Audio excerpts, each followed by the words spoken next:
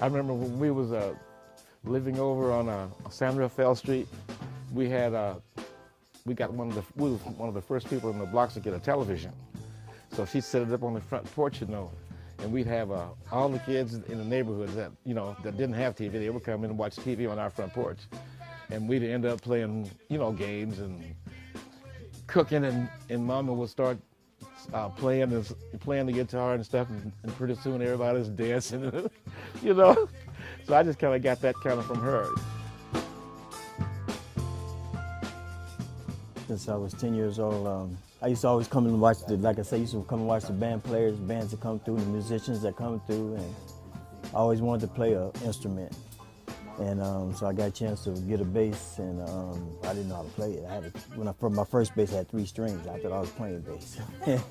But after Ural showed me a lot, about playing techniques and doing techniques and dynamics and stuff like that on the bass and stuff, and showed me a lot of stuff that he had patience with me, because boy, a lot of times, I felt like I wanted to give up, but he kept at me on it. So now I'm playing with him.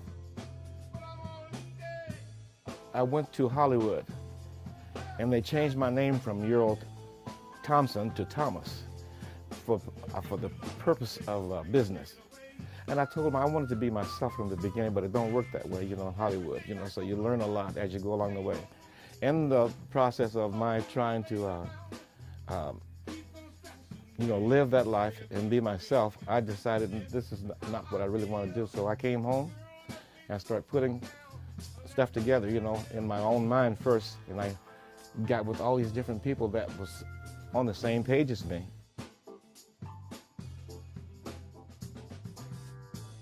I mean, I actually experienced people coming from the east, from Boston, that area and stuff, where they're elementary school music teachers, but they come clear across the states, and while they're here, they'll come in and want to see Ural.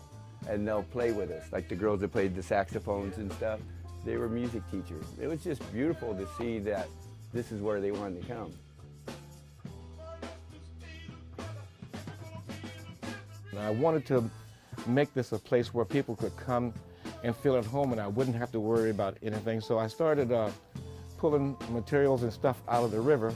I tried to get building permits from the city because they didn't want to go for me building a structure like this back in the day, but I told them the recycling was going to be big.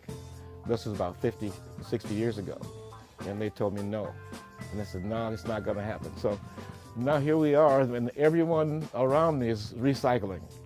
I mean, it's a good feeling to know that I was one of the first. I know I wasn't the first. The neighborhood is becoming more like a village, where people do really respond to each other together.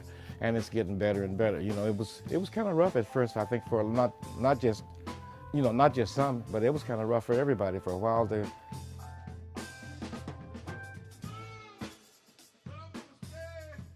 This is where people really learned how to not to be afraid of getting in front of an audience and sharing their self, because they learn how to do it here. And sometimes they say, don't get on me. And I said, no, I'm not getting on anybody. I said, I'm just sharing what I know. If you want to have someone to want to listen to your stuff, you've got to make sure that it's presentable to you.